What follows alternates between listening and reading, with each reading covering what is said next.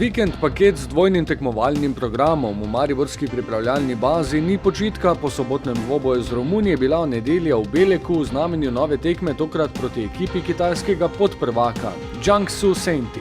Ker se je šlo na igrišče drugi zapored, je v začetni enajsterici ostal le vratar Handanović. Preostalih 10 dresov je dobilo nove lastnike za soočenje z vse prej kot običajnim nasprotnikom, z drugačno miselnostjo, slogom igre. Drogba, Anelka na igrišču, Lipi na klopi, kitajski nogomet vabi velika imena in v tej konkurenci je Jiangsu druga najboljša ekipa. Vsako tekmo, ko igramo, je pač nasprotnik v bistvu ima en svoj stil igre. Danes je bil v bistvu na ekipa, s katero se res srečujemo enkrat letno v bistvu, ampak dobrodošla tekma. Jaz mislim, da smo odigrali drugi polčas boljše kot prvi, ni bilo zadetkov, škoda, ampak to so te tekme, na katerih probamo igravati, probamo storiti tisto, kar trener od nas zahteva, kar treniramo v bistvu za to vsak dan. In se pravim, kot vsaka tekma pač dobrodošla po svoje. Prvi polčas je minil ob boju za prevlado na igrišču, moštvi pa nista uspevali priti do izrazitejših priložnosti. Manjkalo je natančnosti pri zaključnih podajah in izbranci srbskega trenerja Dragana Okuke so uspevali zapirati poti do gola. Tako je poskus Lesjaka z razdalje končal mimo cilja, v vratnici pa je padla žoga, ko je Tavares z glavo usmeril proti desnemu kotu.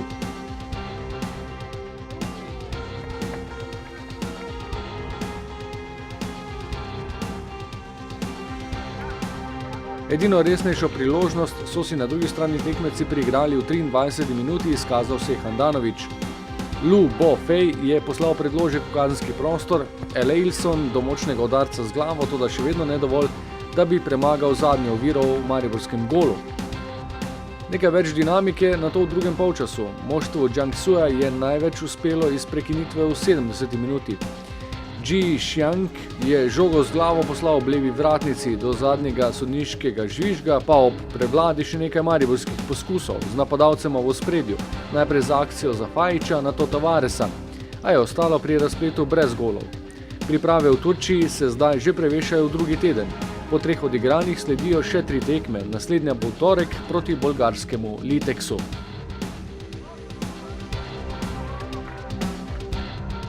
Dobro je, da je večina fantov zdravih, to pomeni, da bo tudi Rajčević najverjetneje že na prvi naslednji tekmi nared.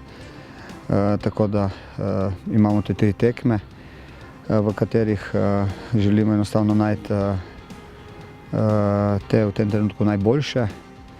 In pa jasno, 90 minut je nujno potrebnih, da bi potem fantje se na igrišču, kot ponavljam, vsak trening, vsaka tekma služi za temu, da bi enostavno se spet na igrišču čutili, da bi delali čim manj napak. Dnevno popravljamo z treningi, tekmami, analizami stvari, katere se nam dogajajo na igrišču in vse z ciljem, da bi bili nared.